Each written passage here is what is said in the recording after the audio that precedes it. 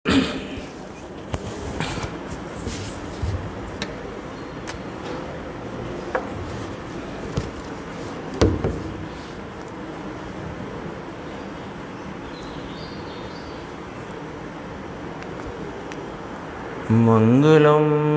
भगवान वीरो मंगलम गौतमो गणी मंगलम कुंद कुंदार्यो जैन धर्मोस्तु मंगलम सर्वमंगल मांगल्यम सर्वकल्याणकारकम प्रधानं सर्वधर्माणां जैनं जयतु शासनं नमः समय साराय स्वानुभूत्या चकासते चित्स्वभावाय भावाय सर्वभावान्तरच्छिदे।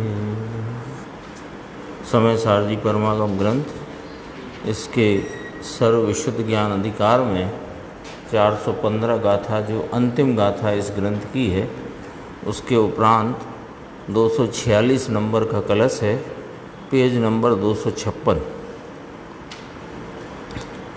इतीत्मात्मनिस्तत्वं ज्ञानमात्रम् अवस्थितम् अखंडम एकमचलं स्वयंवेदभादितम्।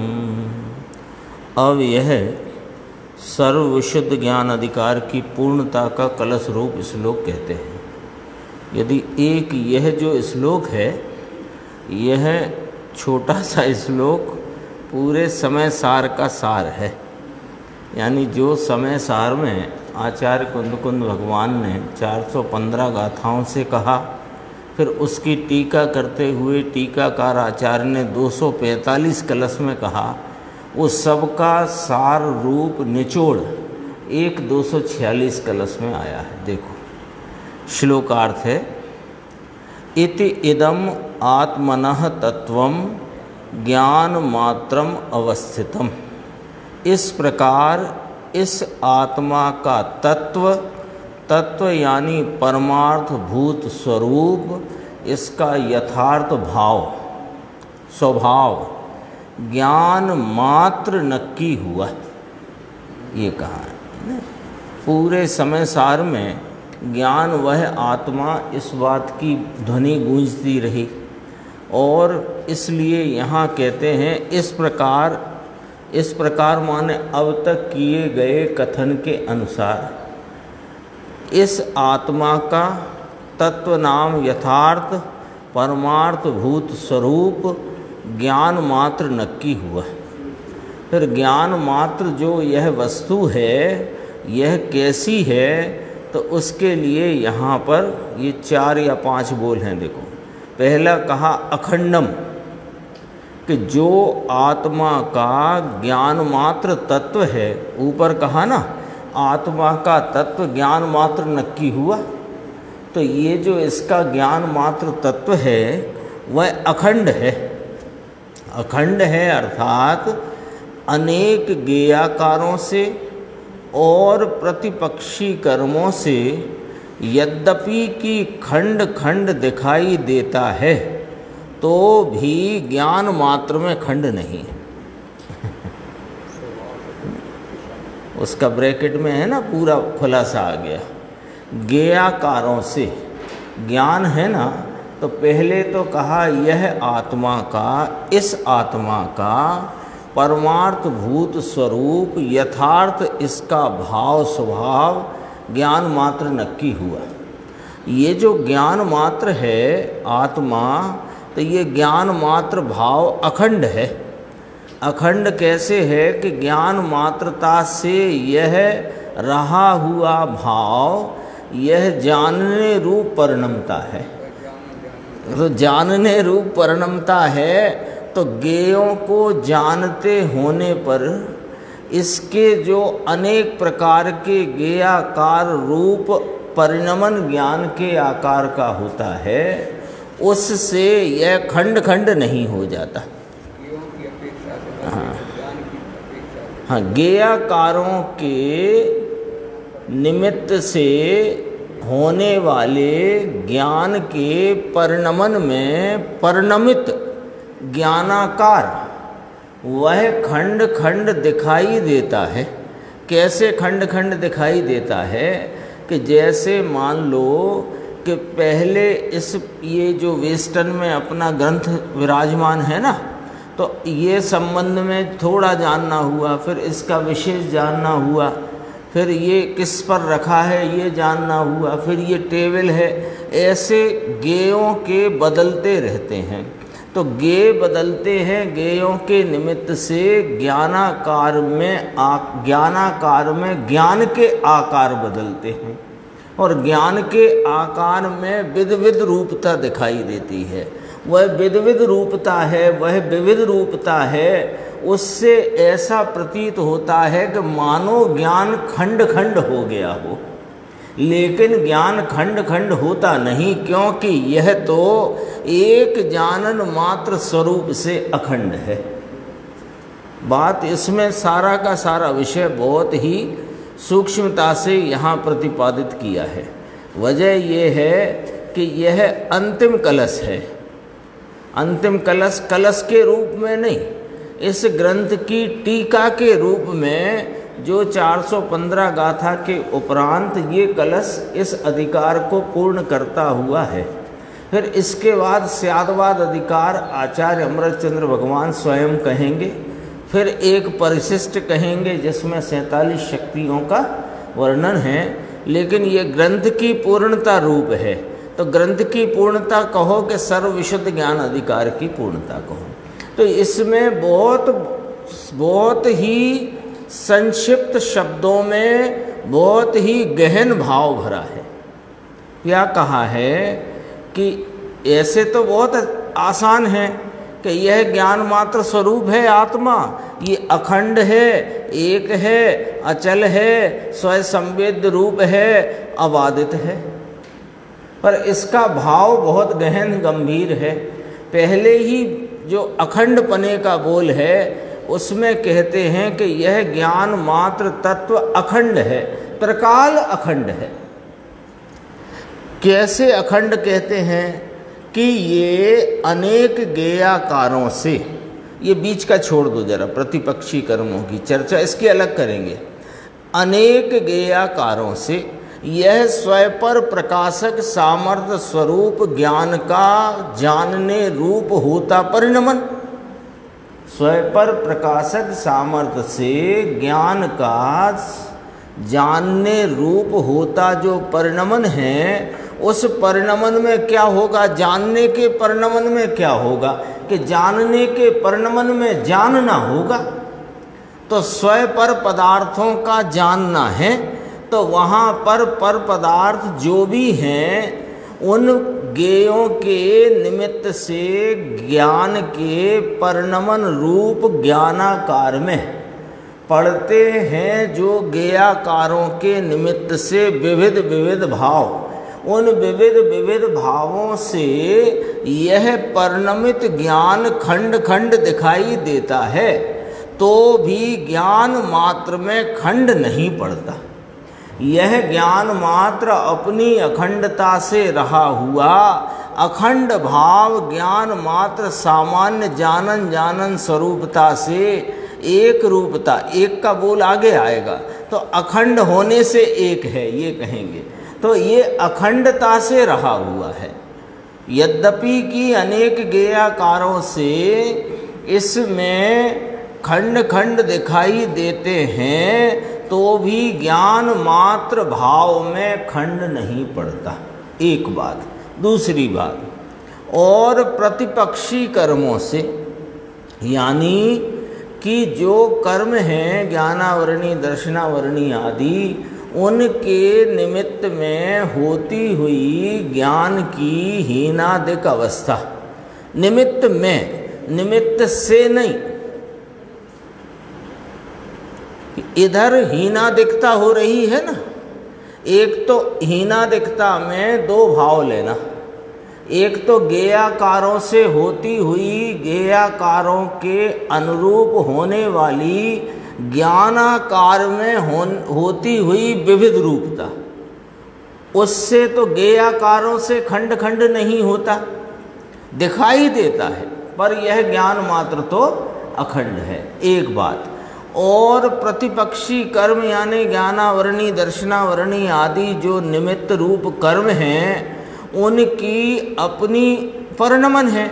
उनके निमित्त में इस ज्ञान की जो हीनादिक अवस्था दिखाई देती है, वह हीनादिक अवस्था में यह खंड खंडपना दिखाई देता है। हीनादिकता है ना, तो वह हीनादिकता होने पर भी, वह खंड खंडपना दिखाई देने पर भी यह ज्ञान मात्र अखंड है।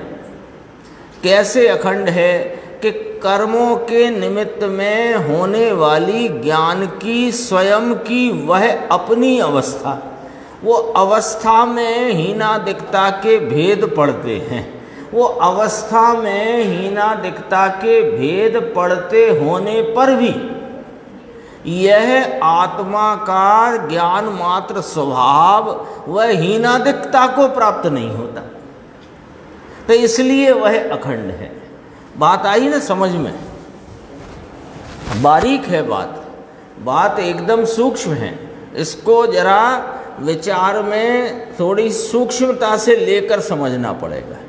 दोबारा से, अनेक गेयाकारों से यद्यपि कि खंड खंड दिखाई देते हैं। दर्पण है अपने सामने, तो दर्पण तो अपनी स्वच्छता के, परिपूर्ण स्वच्छता के परिणमन से रहा हुआ दर्पण मात्र भाव है। दर्पण नामक वस्तु है, वो दर्पण है, वो तो प्रतिबिंबन के भाव स्वभाव से रहा हुआ, दर्पणत्व भाव में रहा हुआ वह तो दर्पण है।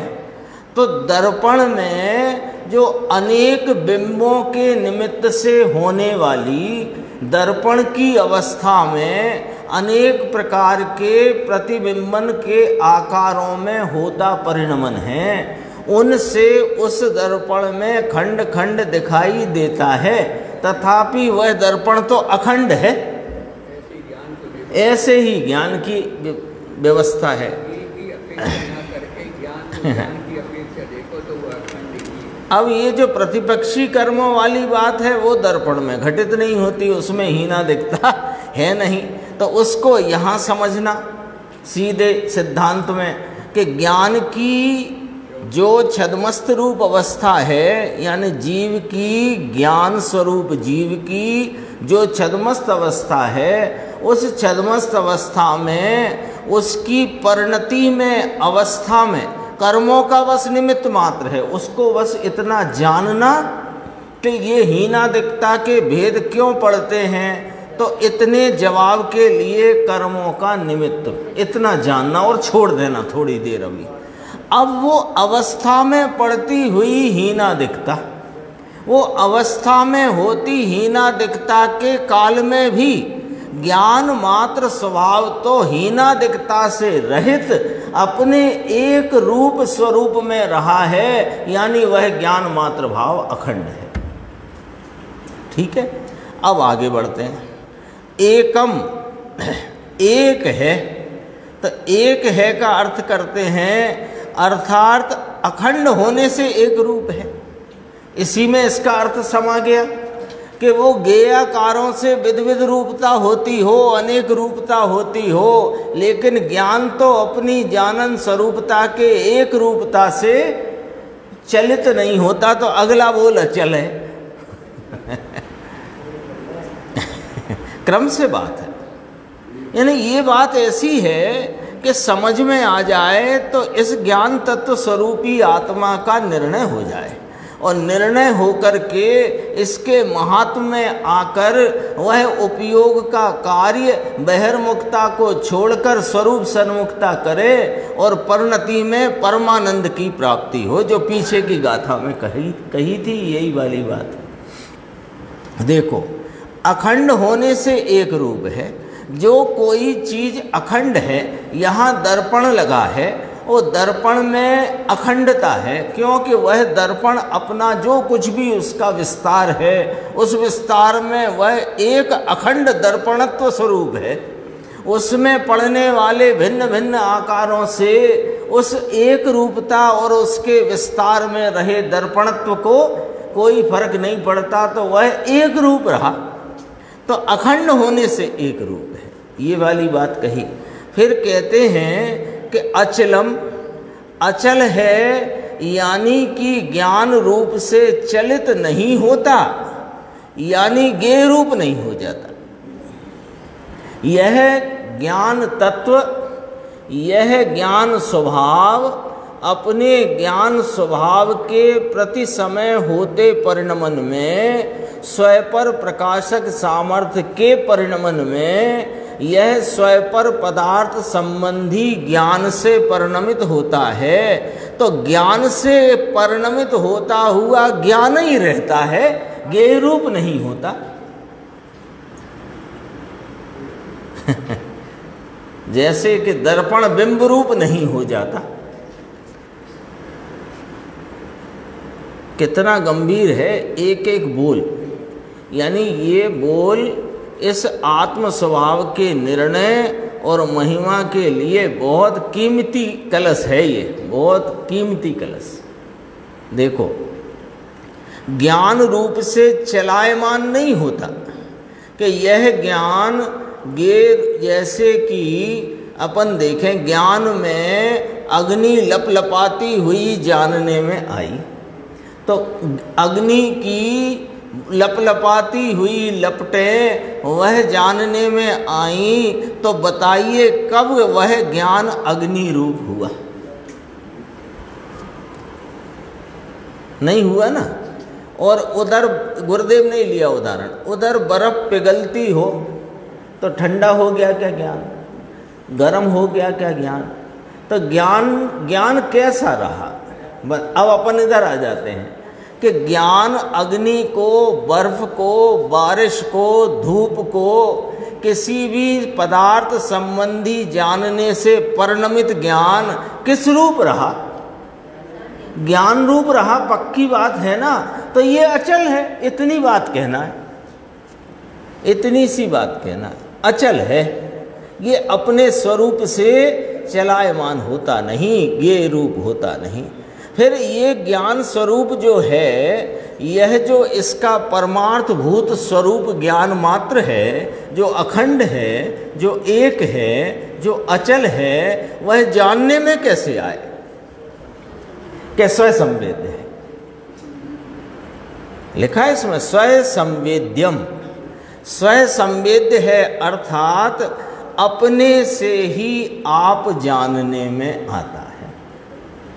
कोई और दूसरे ज्ञान की इस ज्ञान को जानने के लिए जरूरत नहीं पड़ती।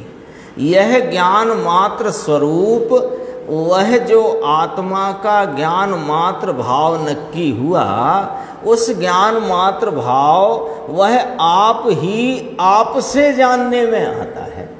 अन्य की जरूरत नहीं, किसी निमित्त की भी जरूरत नहीं, किसी देव की, किसी गुरु की, कोई तीर्थेश भगवान की, कि कोई शास्त्र की जरूरत नहीं। ज्ञान तो स्वयं ज्ञान से जानने में आए, ये स्वरूप से ऐसा है। यह अपने स्वरूप से ही ऐसा है कि ज्ञान ज्ञान से जानने में आए, स्वयं संवेद्यम। फिर कहा अबाधित है। यह जो कहा कि आत्मा का तत्व ज्ञान मात्र नक्की हुआ, यानी इसका यथार्थ स्वरूप ज्ञान मात्र है, जो अखंड है, जो एक है, जो अचल है, जो स्वयं संवेद्य स्वरूप है। ये किसी खोटी युक्ति से बाधा को प्राप्त नहीं होता। यानी कोई युक्ति खोटी लगाए तो इसका यह स्वरूप अखंड एक अचल स्वयं संवेद्य भाव, यह बाधा को प्राप्त हो जाए, कि कोई को स्व संवेद्य हो और कोई को पर संवेद्य हो। हाँ, कभी कोई खंड खंड हो, किसी को अखंड हो, ऐसा नहीं है। अबाधित है, ये स्वरूप अबाधित है। इसलिए ये अबाधित बोल अंत में लिया। ये अबाधित है, ये निर्णय करो कि यह मेरा जो ज्ञान मात्र स्वरूप है ये किसी के बाधा से बाधित होता नहीं। किसी प्रकार की खोटी युक्ति, किसी प्रकार के अन्य प्रकारों से इसको बाधा नहीं पहुंचती। ऐसा यह मैं अखंड हूँ, एक हूँ, अचल हूँ और स्वयं संवेद्यमान तत्व हूँ जो कि ज्ञान लक्षण से लक्षित होता है। ऐसा यह आत्मा वह मैं हूँ। एक कलश में इतना गंभीर भाव है, तो इसका भावार्थ में भी बहुत गंभीर चर्चा करी है। देखो भावार्थ भी देखते हैं। यहाँ आत्मा का निज स्वरूप ज्ञान ही कहा है। ऊपर कहा ना ज्ञान मात्र नक्की हुआ, तो भावार्थकार पंडित जी साहिब कहते हैं यहाँ आत्मा का निज स्वरूप ज्ञान ही कहा है। तो उसका कारण इस प्रमाण से है। ज्ञान ही क्यों कहा? हाँ, ये तो अनंत गुणात्मक है ना, यह तो अनंत गुणमयता वाला तत्व है ना। यह तो अस्तित्व, वस्तुत्व, द्रव्यत्व और ज्ञान, दर्शन, सुख, चारित्र, वीर्य, स्वच्छत्व, प्रकाशत्व आदि और 6 कारक शक्तियाँ जो कर्ता, कर्म, करण, संप्रदान, अपादान, अधिकरण आदि अनंत शक्ति स्वरूप है, अनंत धर्म स्वरूप है, अनंत भाव स्वरूप है। फिर ज्ञान ही क्यों नक्की किया आपने? ये प्रश्न है ना कि आपने ज्ञान मात्र ही नक्की किया। उसका जवाब बहुत गंभीर है। इतना गंभीर जवाब है कि आप अभी के अभी इस आत्मा से साक्षात्कार करो, ऐसा जवाब इसमें लिखा हुआ है छावड़ा जी की लेखनी से। क्या कहते हैं कि साहेब यहाँ आत्मा, ये प्रश्न समझना पहले, इसको प्रश्न मानना। यहाँ आत्मा का निज स्वरूप ज्ञान ही कहा है, तो ऐसा क्यों कहा? प्रश्न बन गया, ज्ञान ही क्यों कहा? क्या इसमें सुख, चारित्र, वीर्य आदि अन्य गुण नहीं है? क्या इसमें अस्तित्व, वस्तुत्व, द्रव्यत्व, प्रमेयत्व, अपना आदि नहीं है? क्या इसमें स्वच्छत्व, प्रकाशत्व और विभुत्व, प्रभुत्व आदि नहीं है? तो ज्ञान मात्र ही क्यों कहा? ऐसा प्रश्न है। ज्ञान मात्र ही क्यों कहा? तो कहते हैं उसका भी हेतु है, और वह कारण कहो, हेतु कहो, इस प्रकार है कि सुनो, आत्मा में अनंत धर्म है। हाँ, आत्मा अनंत गुणात्मक है। आत्मा अनंत गुणों का एक अभेद पिंड है। आत्मा अनंत भाव स्वभावों को धर के बैठा है। इतना स्वीकार किया ना, आत्मा में अनंत धर्म है, मंजूर के नहीं? अच्छा, परंतु उसमें कितने ही तो साधारण हैं। अस्तित्व, वस्तुत्व, द्रव्यत्व, प्रमेयत्व आदि ऐसे गुण साधारण गुण हैं जो अन्य द्रव्यों में भी पाए जाते हैं। ठीक, उसमें कितने ही तो साधारण हैं, इसलिए वे अतिव्याप्ति वाले हैं, जो आत्मा में भी पाए जाते हैं और अन्य द्रव्यों में भी पाए जाते हैं। ऐसे धर्म, ऐसे गुण, ऐसे लक्षण, वे तो अतिव्याप्ति वाले हुए। तो उनसे हमें आत्मा कैसे मिलेगा? कैसे होगी? बहुत गजब का इसमें भावार्थ भरा है, बहुत अद्भुत है। एक एक चीज ख्याल में रखना है ना, बिल्कुल स्टेप बाय स्टेप बात चलेगी। तो हाँ, तेमनाथी आत्मा ने ओलखी सकाए नाई, उनसे आत्मा को पहचाना नहीं जा सकता। बात आ गई ख्याल में। हम आपने पूछा कि अनंत धर्म स्वरूप आत्मा है, अनंत गुण स्वरूप आत्मा है, फिर ज्ञान मात्र ही क्यों नक्की किया? तो कहते हैं उसका उत्तर हम देते हैं। तो पहले जरा हमारी एक एक बात सुनो कि हम स्वयं इस बात को स्वीकार करते हैं कि आत्मा अनंत गुण स्वरूप है, अनंत धर्मों वाला है, पर उसके कितने ही गुण तो साधारण हैं, यानी अन्य द्रव्यों में भी वे गुण पाए जाते हैं। तो उनसे आत्मा को पहचाना नहीं जा सकता। अस्तित्व अस्तित्वादि हो गए ना। अब देखो, और कितने ही धर्म पर्यायाश्रित हैं, यानी किसी अवस्था में होते हैं और कोई अवस्था में नहीं होते हैं। दया दान का राग हो, काम क्रोध का राग हो, ऐसा जो परिणाम हो वह सिद्ध अवस्था में नहीं और अभी संसार अवस्था में है। क्षय उपशम का भाव है, अभी संसार अवस्था में है, और वह तो पूर्ण भाव है। उसकी बात आगे इसमें लेंगे अलग प्रकार। यहाँ अभी राग दया दान लो।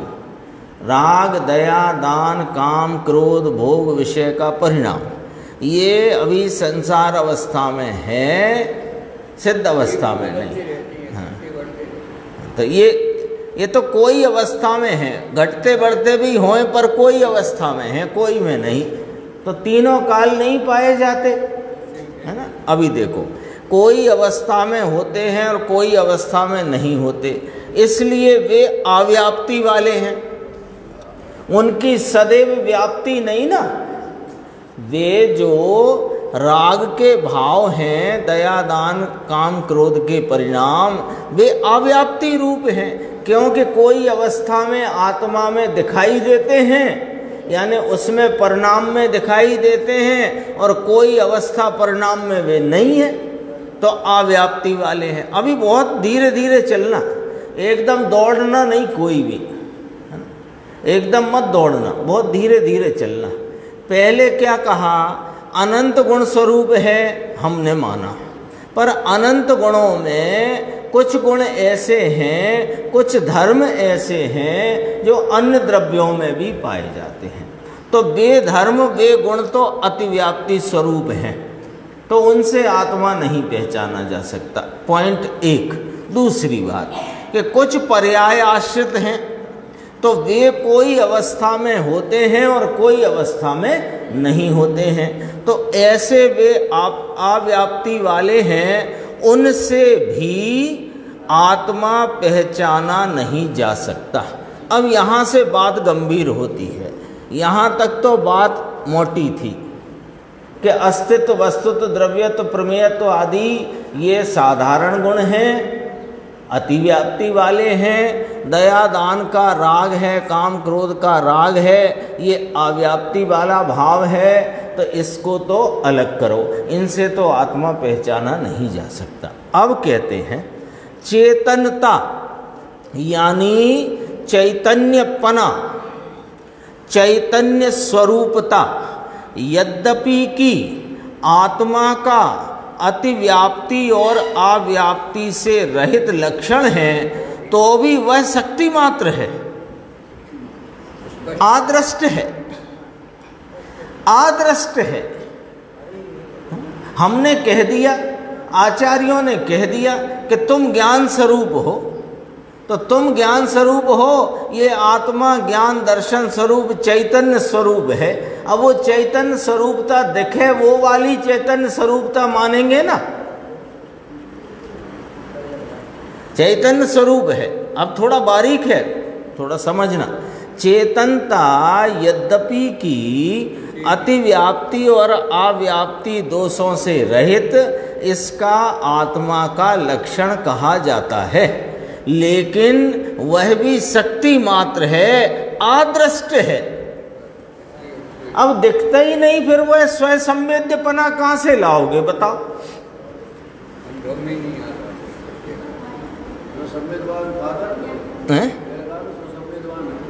हाँ, तो स्वयं संवेदवान कहाँ पर है वो बात आएगी आगे, आगे आएगी। अभी इसको धीरे धीरे चलो। 2 पॉइंट अतिव्याप्ति अव्याप्ति वाले तो स्थूल हैं, क्लियर हो गए। अब चेतनता यद्यपि कि इसका अव्याप्ति अतिव्याप्ति से रहित लक्षण तो है, लेकिन शक्ति मात्र है ना। ये चेतना लक्षण कहा गया है आत्मा का, चैतन्य नहीं।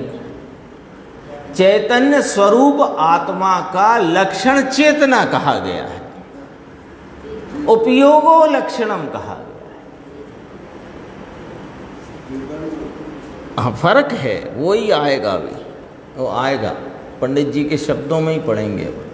पहले तो ये पॉइंट कहाँ जा रही है बात, वो दिशा देखते हैं कि चेतनता, चैतन्य स्वरूप, ज्ञान दर्शन भाव, ये ज्ञान दर्शन त्रिकाली स्वभाव, चैतन्यपना त्रिकाली भाव जो शक्ति रूप है, जो प्रत्येक जीव में सदा काल पाया जाता है, ऐसा होने पर भी और अन्य द्रव्यों में नहीं पाया जाता, ऐसा होने पर भी वह शक्ति रूप है, आदृष्ट है। जोर यहाँ पर है, आदृष्ट है। आदृष्ट समझ गए, दिखाई नहीं देता। तो फिर क्या है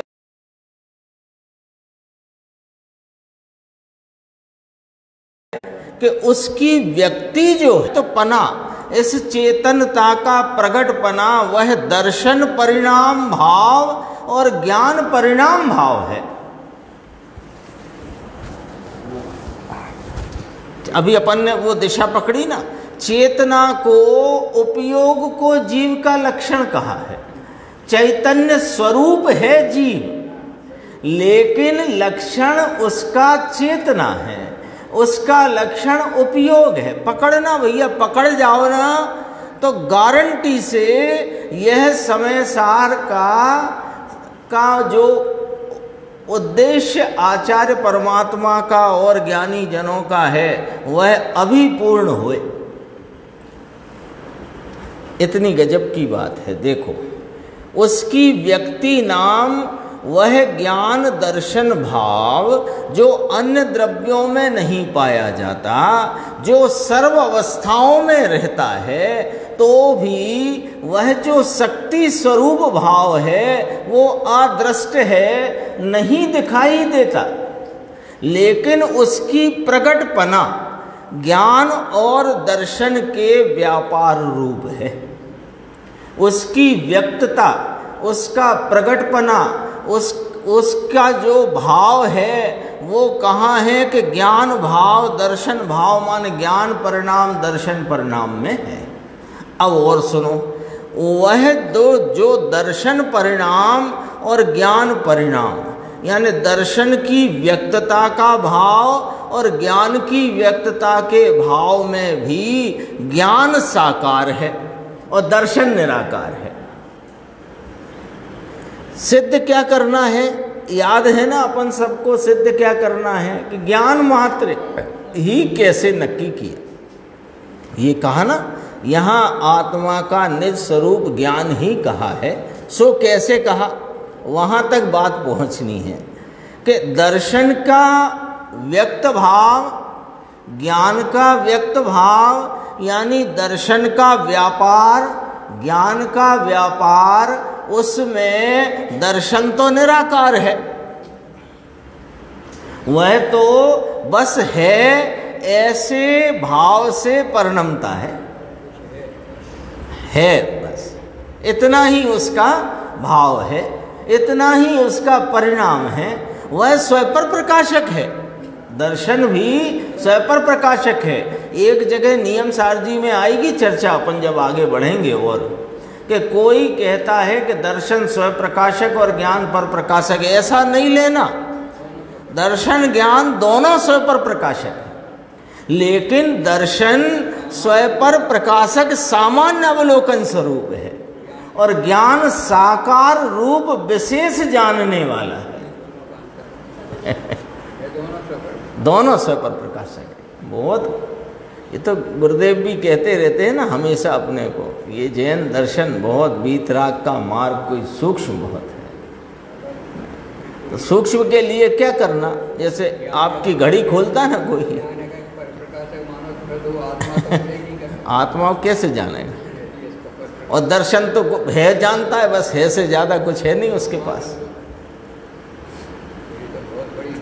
ये श्वेतांबरों में चलती है बात, दर्शन स्वप्रकाशक, ज्ञान पर प्रकाशक। ये तो कोई अद्भुत बात हुई कि ये जो फिरका निकला ना विपरीतताओं वाला, वो कुंद आचार्य के 100 वर्ष पहले निकल गया। तो उसका भी विशेष स्पष्टीकरण हमको ये जो अपने कलिकाल सर्वज्ञ रूप कुंद आचार्य, उनसे हमें उसका स्पष्टीकरण भी प्राप्त हो गया। नहीं तो कहाँ कहाँ गच्चे खाते।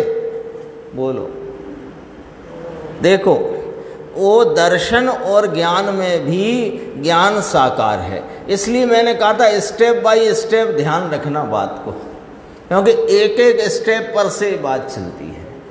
अब कहते हैं कि ज्ञान साकार है ना, इसलिए वह ज्ञान प्रगट अनुभव गोचर है।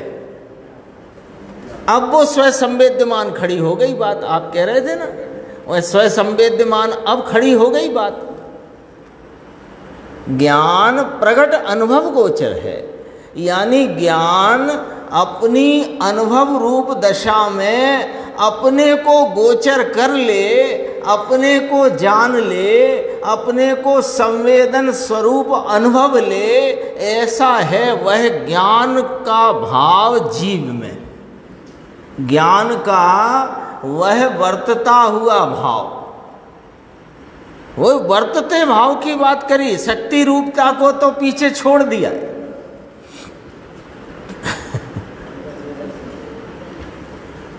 इसमें बहुत रहस्य, बहुत रहस्य इसमें। वो ज्ञान, मैं ज्ञान स्वरूप हूँ क्योंकि सर्वज्ञ कहते हैं, मैं ज्ञान स्वरूप हूँ कि कुंद आचार्य कहते हैं, मैं ज्ञान स्वरूप हूँ क्योंकि आचार्य अमृतचंद्र भगवान कहते हैं, छावड़ा जी कहते हैं, पांडे जी कहते हैं, बनारसी दास जी कहते हैं, गुरुदेव श्री कहते हैं, इसलिए मैं ज्ञान स्वरूप हूँ। तो ये तो तुम ज्ञान स्वरूप हो, ऐसा तोता वाला काम हो गया ये तो। इसमें क्या रहस्य है कि भैया ये आत्मा चैतन्य स्वरूप है, पर ये चैतन्य स्वरूप है, वह चैतन्य स्वरूपता ज्ञान दर्शन स्वरूप, यह जो चैतन्य परमात्मा है वो शक्ति इसकी जो त्रिकाल इसमें रही हुई है, वो शक्ति रूप इसकी चेतनता, इसका ज्ञान भाव, दर्शन भाव, स्वभाव त्रिकाली, वह तो शक्ति रूप है। तो शक्ति की व्यक्ति जो है उस पर से शक्ति की प्रतीति होगी। शक्ति की जो व्यक्ति है, जो शक्ति का प्रगट भाव है, उस पर से उस शक्ति की प्रतीति होगी। अन्यथा तो मैं ज्ञान स्वरूप हूं, मैं ज्ञान स्वरूप हूं, तोता रटन है। क्यों? अरे गुरुदेव श्री से लेकर के महावीर भगवान तक सबने एक ही बात कही है, तो वही होंगे हम। सोना पीला होता है, चिकना होता है, भारी होता है, ठीक है। तो पीला चिकना भारी होता है सोना, सबने कहा, बड़े बड़े वैज्ञानिकों ने भी कहा, बड़े बड़े सेठियों ने कहा, जिनके हाथ में है उनने भी कहा। लेकिन उसका पीलापन किस पर से नक्की होएगा? वो उसकी प्रगटता पर से। जो हाथ में मुट्ठी में सोने का टुकड़ा होए, तो सोने के टुकड़े की पीलेपन की प्रगटता, चिकनाई की प्रगटता, भारीपने की प्रगटता, उस प्रगटता पे से नक्की करोगे कि किताब में से पढ़ के नक्की करोगे?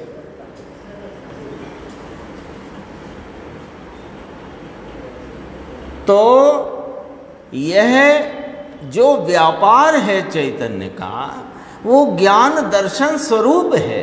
ज्ञान दर्शन में दर्शन निराकार व्यापार है और ज्ञान साकार व्यापार है। इसलिए यह ज्ञान जो है वो प्रगट अनुभव गोचर है।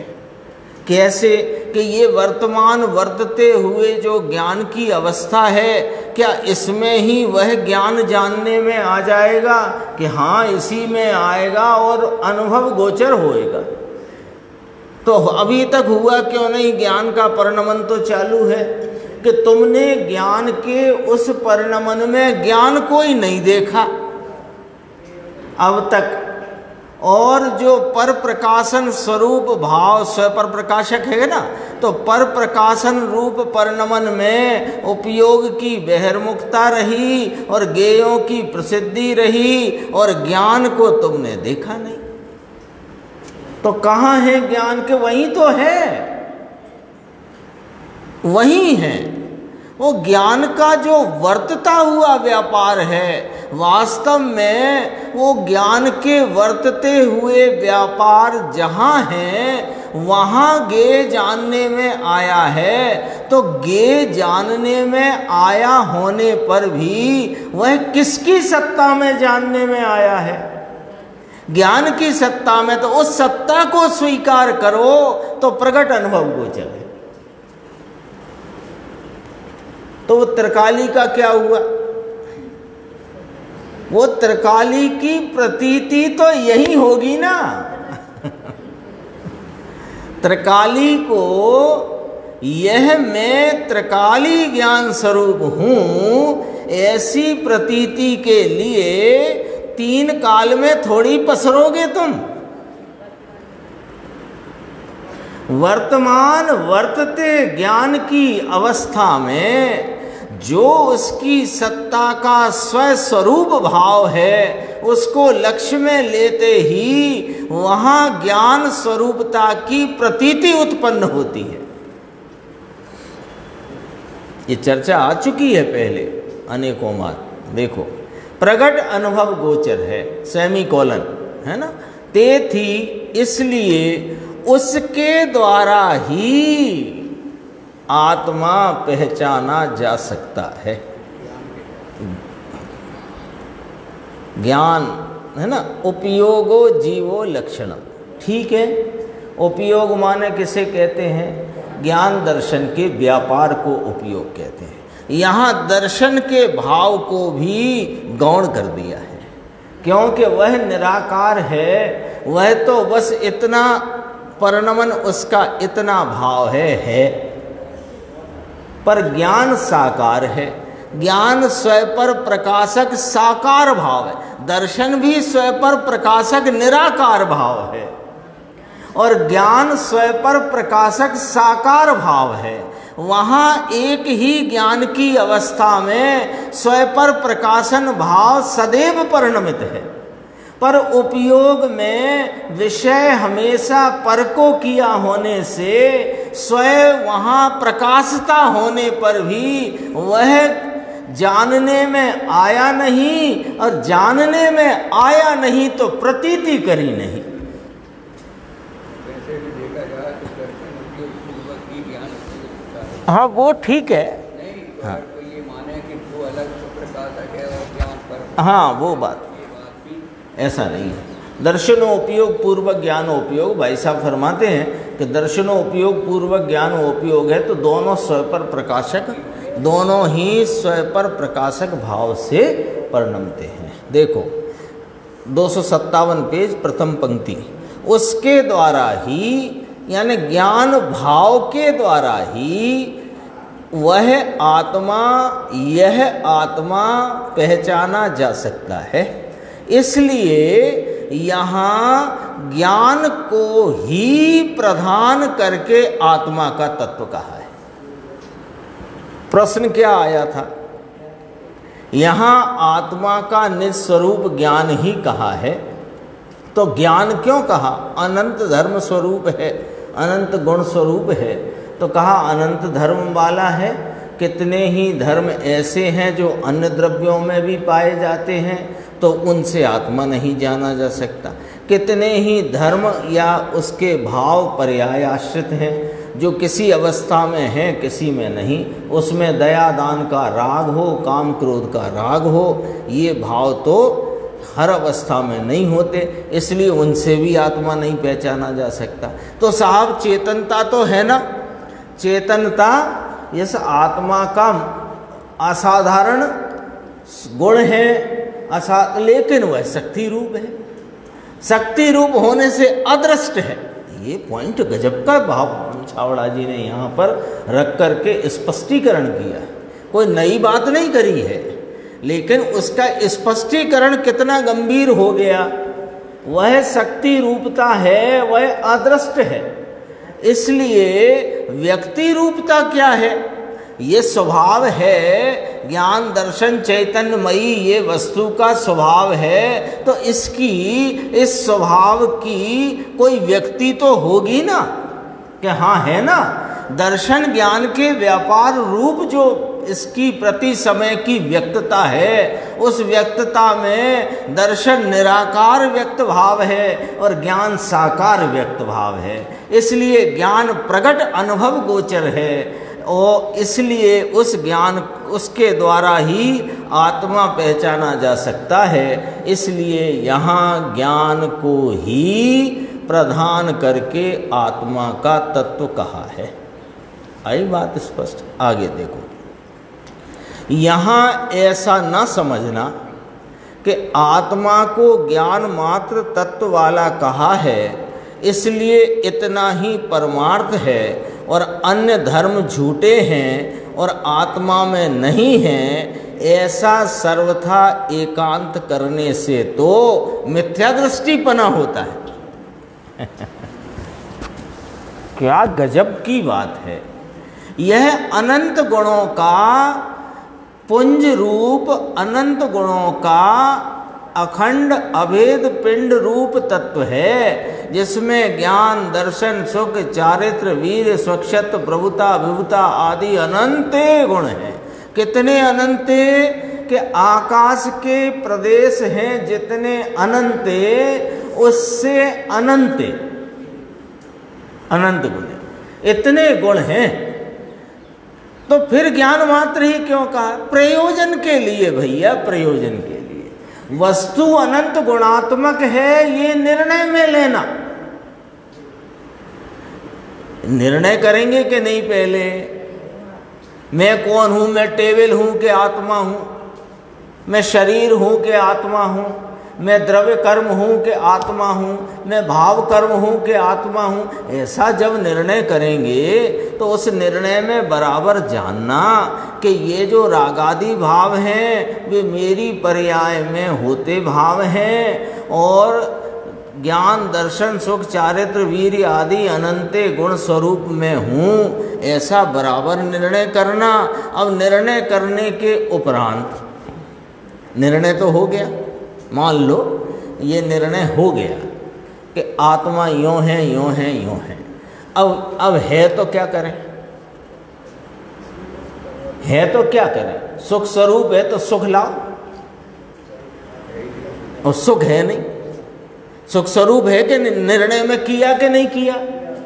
आनंद का भंडार है, आनंद सागर है। सागर तो समझते हैं ना, पानी का सागर होता है ना, पानी का। तो कितना पानी अथाह है, ऐसे यह सुख सागर है। अब सुख सागर है तो सुख लाओ। तो वो प्रयोजन जो सुख का है वह कैसे आएगा? कि सुख स्वरूप आत्मा की प्रतीति और उसका स्वरूप संवेदन करने से आएगा। ठीक है? तो वो कैसे होएगा? कि वह ज्ञान मात्र भाव से होता है। इसलिए तो यहाँ पर, यहाँ छावड़ा जी साहेब यहाँ पर अपने को यह बात स्पष्ट करते हैं। ये बात समझना चाहिए कि सर्वथा एकांत करने से तो मिथ्या दृष्टिपना होता है। ज्ञान मात्र हूँ, है ना। इसमें गुरुदेव ने आगे लिया है कि कोई व्यक्ति मैं तो एक गायक हूँ, मैं तो एक गायक हूँ, ऐसी रटन लगा करके उस ज्ञान मात्र भाव का साक्षात्कार तो करता नहीं। और मैं तो ज्ञान मात्र हूँ और कुछ भी नहीं, मैं अकर्ता हूँ, अभोक्ता हूँ, ज्ञान मात्र हूँ, ऐसा करके और अपने को धर्मात्मा माने अथवा मुनिपना लेकर के आगे बढ़ने की कुचेष्टा करे तो वह मिथ्या दृष्टि है, उसके मिथ्यात्व का नाश नहीं हुआ है। अनंत गुण स्वरूप आत्मा का निर्णय करके इस आत्मा को जो वचन अगोचर है, जो विकल्प अगोचर है, जो अन्य किसी रीति से प्रकट अनुभव में आता नहीं, वह अनुभव गोचर आत्मा को अनुभव करने के लिए ज्ञान मात्र भाव, साकार परिणमन ज्ञान भाव मात्र ही आत्मा का स्वरूप है, ऐसा निर्णय करा करके यहाँ पर उस बात के प्रमुखता से यहाँ निरूपण किया है ना। अध्यात्म का ग्रंथ है तो यहाँ तो प्रयोजन परकता मुख्य है। विज्ञान अद्वैतवादी बौद्ध का और वेदांत का मत आ जाता है यदि एक ज्ञान मात्र आत्मा, ज्ञान मात्र आत्मा, ज्ञान मात्र आत्मा, हाँ, एको ब्रह्मा द्वितीयो नास्ति। अभी लोग समय सार नहीं समझे, लोग समय सार को ऐसे समझ लेते हैं जैसा यहाँ नाम दिया गया है, बोलना भी अच्छा नहीं लगता। विज्ञान अद्वैतवादी बौद्ध का और वेदांत का मत आता है, इसलिए ऐसा एकांत तो बाधा सहित है। ले अब वो बोल आया ना, जो वो जो कलश में था, अबाधितम, किसी खोटी युक्ति से बाधा को प्राप्त नहीं होता। ये खोटी युक्ति है कि मैं अकेला ज्ञान मात्र हूं, और ऐसे करके तुम अद्वैतवाद खड़ा करो और अद्वैत की बातें करो और कोई ग्रंथ निकाल लाओ इधर उधर से और कहो कि देखो यही समय सार में लिखा, यही इसमें लिखा, ये समय सार में लिखा, यही इसमें लिखा, तो कहते मिथ्या दृष्टि हो, इसमें ही लिया, देखो जो गुरुदेव ने पढ़ा था इसमें आया। इसलिए ऐसा एकांत बाधा सहित है। ऐसे एकांत अभिप्राय से कोई मुनि व्रत भी पाले, आ गया देखो, ऐसा एकांत अभिप्राय, मैं तो एक ज्ञायक वस्तु हूं बस, ऐसा लेकर के कोई मुनि व्रत भी पाले और आत्मा का यानी ज्ञान मात्र का ध्यान भी करे तो भी मिथ्यात्व नहीं कटता। इससे ज्यादा क्या खुल्ली खुल्ली कह सकते हैं। मंद कषायों के कारण स्वर्ग पामे तो पामो क्यों कि इस तरह की ध्यान रूप अवस्था में यानी एक ज्ञान मात्र में ज्ञायक हूँ, मैं ज्ञायक हूँ, मैं ज्ञायक हूँ, मैं ज्ञायक हूँ, मैं ज्ञायक हूँ, ये नहीं ये नहीं ये ऐसे मिथ्या तो नहीं घटता। ज्ञायक प्रभु का प्रगट पर्याय में स्वयं संवेदन होकर के ज्ञायक भाव की प्रतीति होने से मिथ्यात्व घटता है। मंद कषायों के कारण स्वर्ग प्राप्त करना हो तो करो, मोक्ष का साधन तो नहीं होता है। इसलिए स्यादवाद से यथार्थ समझना चाहिए। ये पंडित जी ने कहा कि आचार्य अमृतचंद्र भगवान की बात को, यहाँ उनके अभिप्राय को छावड़ा जी साहब ने स्पष्ट किया है और इसलिए ही यहाँ जो आचार्य अमृतचंद्र भगवान ने स्यादवाद अधिकार इसके बाद कहा है वो अपना आगे चलेगा। ये नीचे का एक कवित्त है जो छावड़ा जी ने लिखा। सर्व विशुद्ध ज्ञान रूप सदा चिदानंद, करता न भोगता न पर द्रव्य भाव को, मूरत अमूरत जे आन द्रव्य लोक माही, तेवी ज्ञान रूप नाही न्यारे न अभाव को। यह जान ज्ञानी जीव आपको भज सदीव, ज्ञान रूप सुख तूप आन न लगाव को। कर्म कर्म फल रूप चेतना को दूरी टारे, ज्ञान चेतना अभ्यास कर शुद्ध भाव को। संक्षेप में अर्थ पढ़ लेते हैं इसका। सर्व विशुद्ध ज्ञान रूप, यहाँ क्या नक्की हुआ, ज्ञान मात्र ही नक्की हुआ ना, तो सर्व विशुद्ध ज्ञान रूप सदा चिदानंद यह आत्मा पर द्रव्य भाव का न करता है न भोगता है। अपने द्रव्य भाव का करता भोगता है। द्रव्य भाव माने अपने द्रव्य का होता परिणाम, उसको करता है उसको भोगता है। तो इसमें स्पष्ट किया सदा चिदानंद करता न भोगता न पर द्रव्य भाव को जानता है। सदा चिदानंद। फिर कहते हैं मूरत अमूरत जो आन द्रव्य है ना, मूरत में आया पुद्गल, अमूरत में धर्मास्तिकाय आदि अन्य द्रव्य, वे अन्य द्रव्य लोक में हैं, वे भी ज्ञान रूप नहीं हैं, न्यारे हैं न अभाव को, मतलब वो मुझसे तो भिन्न है पर वे हैं ही नहीं, ऐसा नहीं, ऐसा नहीं, पहले 6 द्रव्य हैं, जाति अपेक्षा संख्या अपेक्षा जीवन हैं पर मेरे से न्यारे है ना। फिर आए यही जानी ज्ञानी, बस इतना जानना ये ज्ञानी पना होना है। यही जान ज्ञानी जीव आपको भजे सदैव, अपने को सदैव नाम ज्ञान रूप दर्शन रूप चैतन्य स्वरूप भजता है। तो ज्ञान रूप सुख तूप, अपने को ज्ञान रूप और सुख का खजाना, और आन ना लगाव को, अन्य के प्रति उसको कोई लगाव नहीं है। और फिर क्या हुआ कि कर्म कर्म फल रूप चेतना को दूर टारी। कर्म माने द्रव्य कर्म नहीं, कर्म माने वो इष्ट अनिष्टता वाला राग द्वेष का परिणाम भाव कर्म, और कर्म फल माने हर्ष शोक का परिणाम। तो कर्म कर्म फल रूप तो दूर टारी अभ्यास करता है, ज्ञान चेतना अभ्यास करता है, और उस ज्ञान चेतना के अभ्यास में अपने शुद्ध भाव को भजता है। इस प्रकार श्री समय सार की श्रीमद् भगवत कुंद कुंदाचार्य देव प्रणीत श्री समय सार परमागम की श्रीमद् अमृत चंद्र आचार्य देव विरचित आत्मख्याति नाम की टीका में सर्व विशुद्ध ज्ञान का प्ररूपक 9वां अंक यहाँ समाप्त होता है। इस पर गुरुदेव की बहुत गंभीर व्याख्या है, अपन आगे की स्वाध्याय में